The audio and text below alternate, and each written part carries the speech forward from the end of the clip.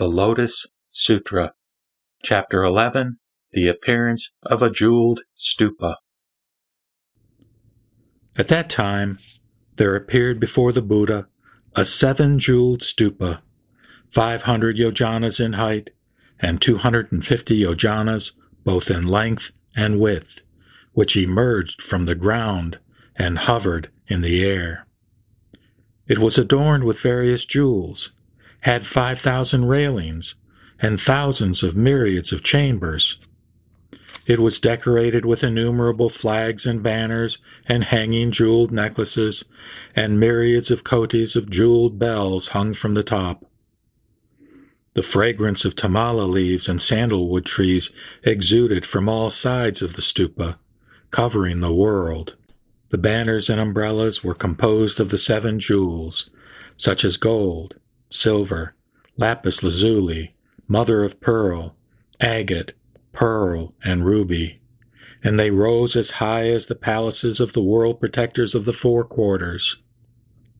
The 33 devas rained down heavenly mandarava flowers in homage to the jeweled stupa.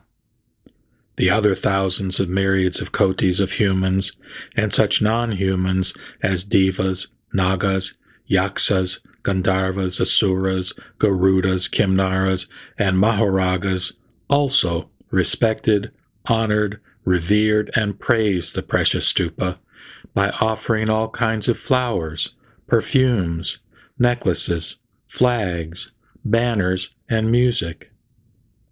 Then a tremendous voice issued forth in praise from the jeweled stupa, saying, "Splendid, splendid, O Sakyamuni! The Bhagavat teaches the Lotus Sutra to the great assembly, the instruction for bodhisattvas and treasured lore of the Buddhas, which is the wisdom attainable by every sentient being. Just so, O Sakyamuni Bhagavat, what you teach is true." Thereupon, the fourfold assembly saw the great jeweled stupa hovering in the air, and also heard the voice that issued forth from the stupa. They were all pleased with the teaching, and marveled at this unprecedented experience. They stood up from their seats, honored Sakyamuni with their palms pressed together, and withdrew to one side. At that time, there was a bodhisattva mahasattva called Mahapratibhana, who, realizing that the devas, humans, and asuras of the entire world were puzzled, addressed the Buddha saying, "O Bhagavat, why has this jeweled stupa emerged from the earth, and why has this voice come forth from it?" Then the Buddha told Bodhisattva Mahapratibhana, "The Tathagata is in this jeweled stupa.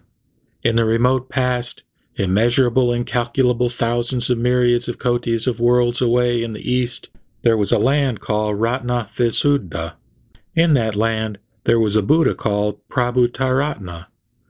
When this Buddha was practicing the Bodhisattva path in his previous lives, he made a great vow, saying, quote, 'If I become a Buddha, after my parinirvana, if the Lotus Sutra is being taught anywhere in all the lands of the 10 directions, my stupa shall appear there, so that this sutra may be heard, and in order that I might bear testimony to it and praise it with the word splendid.'"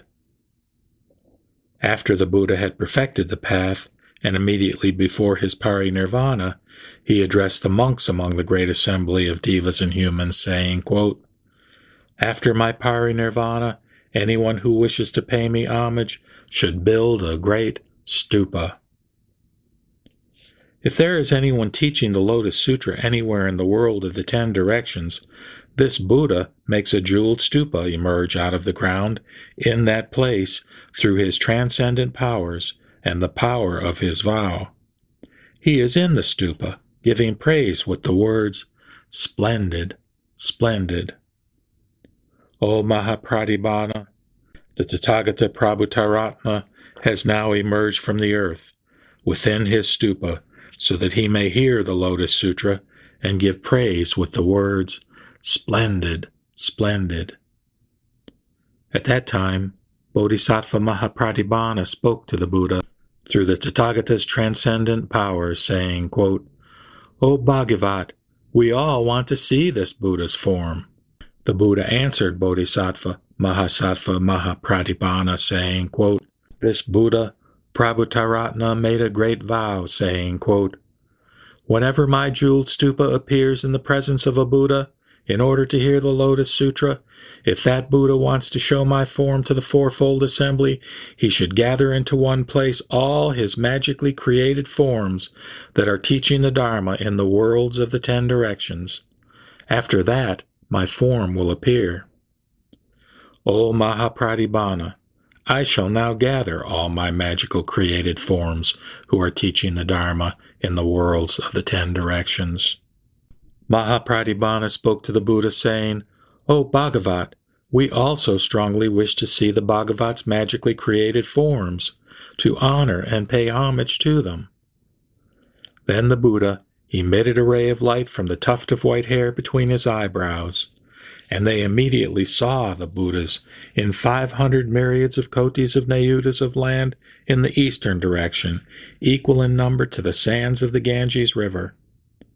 In these lands the soil was of crystal, and adorned with treasure trees and jeweled garments.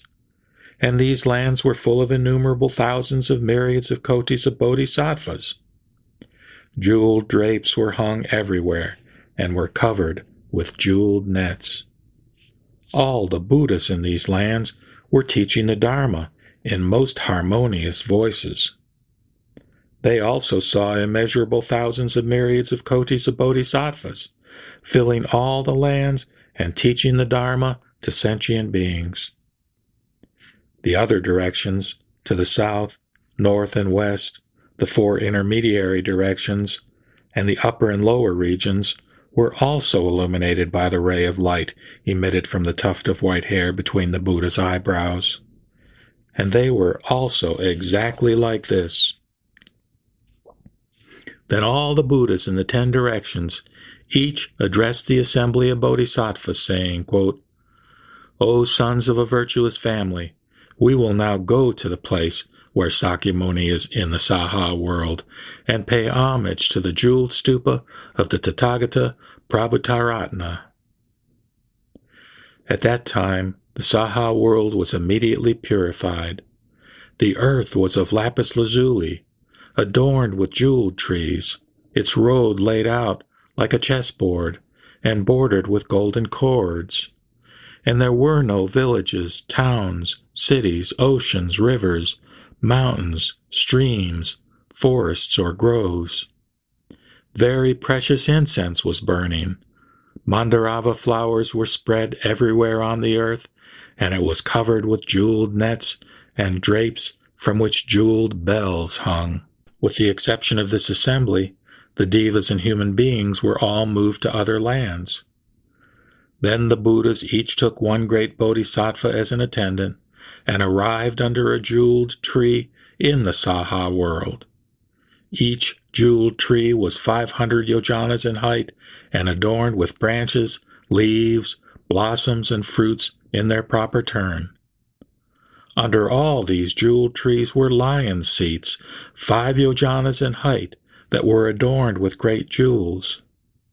The Buddhas each sat cross-legged on these seats. They sat one after another in this way, filling the great manifold cosmos. Yet the separate forms of Sakyamuni Buddha of even one direction had not all arrived yet. At that time, Sakyamuni Buddha, wanting to be able to receive all of his magically created forms, transformed and purified 200 myriads of kotis of nayutas of lands in each of the world systems in the 8 directions. There were no hells, hungry ghosts, animals, or asuras, and all the devas and humans were moved to other lands. In these transformed lands the earth was made of lapis lazuli, and adorned with jeweled trees.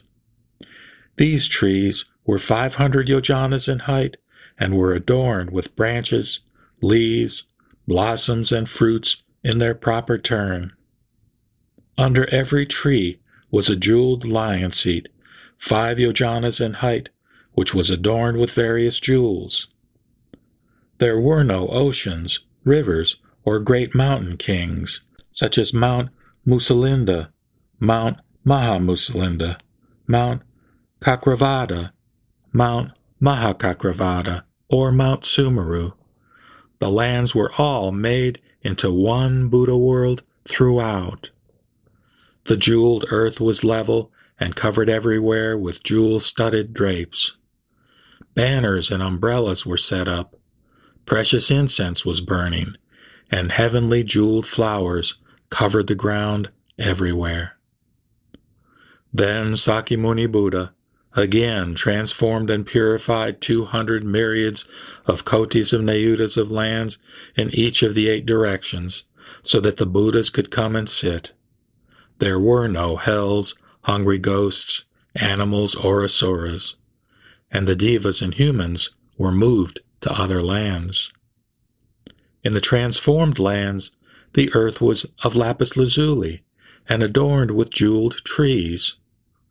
The trees were 500 yojanas in height and were adorned with branches, leaves, blossoms, and fruits in their proper turn.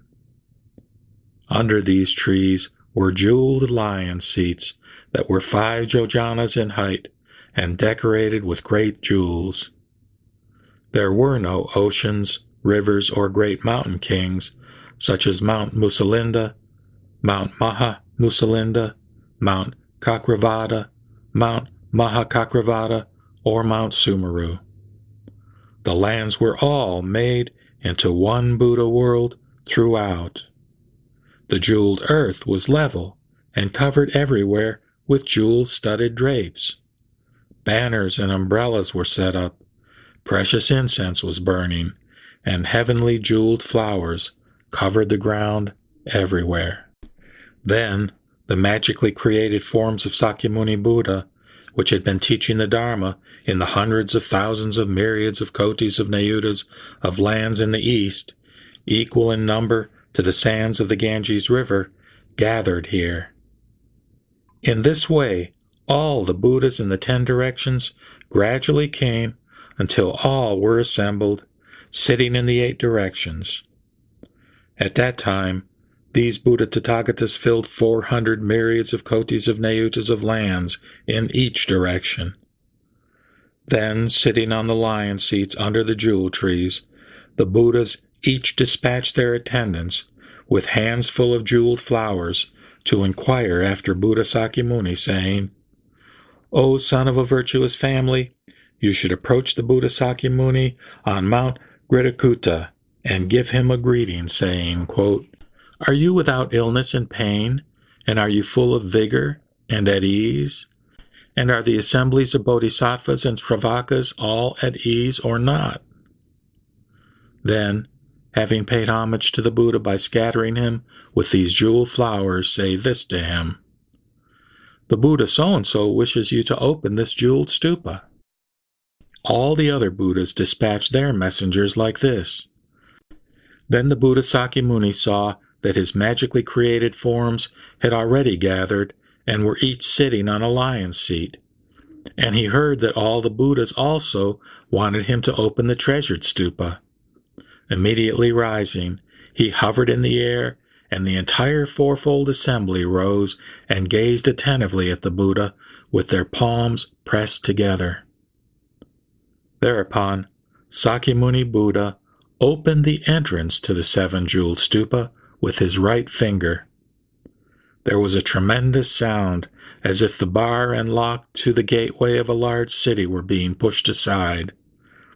Then immediately the entire gathering saw the Tathagata Prabhutaratna in the jeweled stupa, sitting on a lion's seat as if he were in meditation, his body whole and undecomposed. They heard him say, "Splendid, splendid. The Buddha Sakyamuni is teaching the Lotus Sutra, and I have come in order to hear it."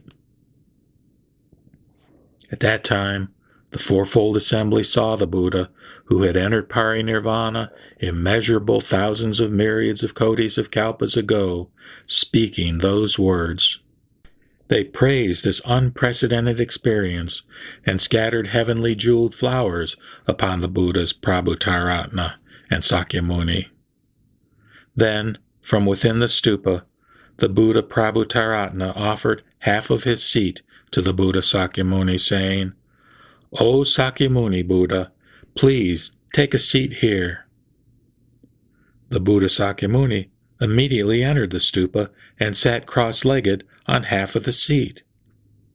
Thereupon, the great assembly saw the two Tathagatas sitting cross-legged on the lion's seat in the seven-jeweled stupa, and they each thought thus, quote, "The Buddhas are seated far away. O Tathagata, we entreat you to use your transcendent powers so that we may be in the air together with you." The Buddha Sakyamuni immediately moved the entire fourfold assembly into the air through his transcendent powers and addressed them with a great voice, saying, quote, "Who in the Saha world is able to extensively teach the Lotus Sutra? It is now the right time. The Tathagata will enter parinirvana before long, and the Buddha wants to transmit this Lotus Sutra to you." Thereupon, the Buddha, wanting to further elaborate upon the meaning of this, spoke these verses. Although the great sage, the Bhagavat, entered parinirvana long ago, he has been abiding in a jeweled stupa, and he has now come for the sake of the Dharma. Why is it that people do not strive for the Dharma? Although this Buddha entered parinirvana incalculable kalpas ago, because it is difficult to encounter, he listens to the Dharma wherever it is taught. The original vow of this Buddha was, quote, "After my parinirvana, I will always listen to the Dharma, wherever it may be." My magically created forms, incalculable as the sands of the Ganges River, have come to hear the Dharma and see the Tathagata Prabhutaratna who has entered nirvana. Each Buddha form, having abandoned his beautiful land, disciples, devas, humans, nagas, and ritual tributes, has come here so that the Dharma may abide forever. In order to seat all these Buddhas, I transferred immeasurable beings and purified the lands through my transcendent powers. And each of these Buddhas settled under a jewel tree, as lotus blossoms adorn a limpid, cool pond. Under every jewel tree was a lion's seat on which the Buddhas sat, radiating light, as a great bonfire blazes in the dark of the night. They emitted a subtle fragrance from their bodies, which filled the lands of the 10 directions. Sentient beings who smelled this fragrance were overcome with unsurpassed joy, like branches of a small tree being blown by a great wind. Through this skillful means, I enabled the Dharma to abide forever. I tell the great assembly that after my nirvana, whoever can preserve and recite this sutra should now individually make a declaration in the presence of the Buddhas. Although the Buddha Prabhutaratna entered parinirvana long ago, through his great vow he has roared the lion's roar. The Tathagata Prabhutaratna, I myself, and all the magically created forms who have gathered here should know this intention. O heirs of the Buddhas, whoever is able to preserve the Dharma should make a great vow so that it may abide forever. Whoever is able to preserve the teaching of this sutra will thus honor me and Prabhutaratna. The Buddha Prabhutaratna always roams the 10 directions in a jeweled stupa in order to hear this sutra. He also honors all the transformed Buddhas who have come here and who adorn all the worlds with light. Whoever teaches this sutra will see me, the Tathagata Prabhutaratna, and the transformed Buddhas. O sons of a virtuous family, each of you must carefully consider this. This is indeed a difficult matter. Make a great vow accordingly. It is not really difficult to teach all of the other sutras, the number of which is equal to the sands of the Ganges River. It is not difficult to take Mount Sumeru and throw it to another quarter, over innumerable Buddha worlds. It is also not difficult to shake free the manifold cosmos with one toe and throw it far into another distant world. It is not difficult to stand on the highest summit of the world and teach the other innumerable sutras for the sake of sentient beings. However, it will indeed be difficult to teach this sutra in the troubled world after the Buddha's nirvana. It is not difficult for anyone to grasp empty space and wander around with it, but it will certainly be difficult to copy and preserve this sutra and cause others to copy it after my nirvana. It is not really difficult to put the great earth on a toenail and ascend with it to the world of the Brahmas. However, it will indeed be difficult to recite this sutra even for a moment in the troubled world after the Buddha's nirvana. It is not really difficult to enter into the conflagration at the time of the close of a kalpa, carrying hay on your back and yet not be burned. It certainly will be difficult to preserve this sutra and teach it to even a single person after my nirvana. It is indeed not really difficult for anyone to preserve the 84,000 treasure houses of the Dharma and the 12-fold scriptures and teach them so that the listeners can attain the 6 transcendent powers. It will indeed be difficult for anyone to hear and accept this sutra and to ask about its meaning after my nirvana. It is not really difficult for people to do such beneficial things as teaching the Dharma and making thousands of myriads of kotis of immeasurable, incalculable sentient beings, numbering as many as the sands of the Ganges River, attain arhatship and perfect the 6 transcendent powers. It will certainly be difficult to preserve such a sutra as this after my nirvana. I have extensively taught many sutras in incalculable lands, from the beginning until now, for the sake of the Buddha path. And yet among them, this sutra is the best. If anyone preserves it, he preserves the form of the Buddha. O sons of a virtuous family, those who preserve and recite this Lotus Sutra after my nirvana must now individually make a declaration in the presence of the Buddhas. It is hard to preserve this sutra. If anyone preserves it, even for a single moment, I shall truly rejoice. All of the other Buddhas will do so also. Such people as these are praised by the Buddhas. They are courageous. They are persevering. They are known as those who follow the rules of good conduct and carry out ascetic practices. Subsequently, they quickly attain the highest Buddha path.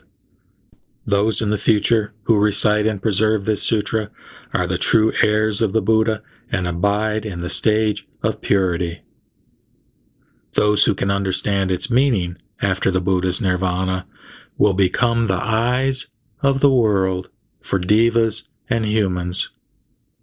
Those who teach it, even for a moment, in the fearful world, will be revered by all the devas and humans.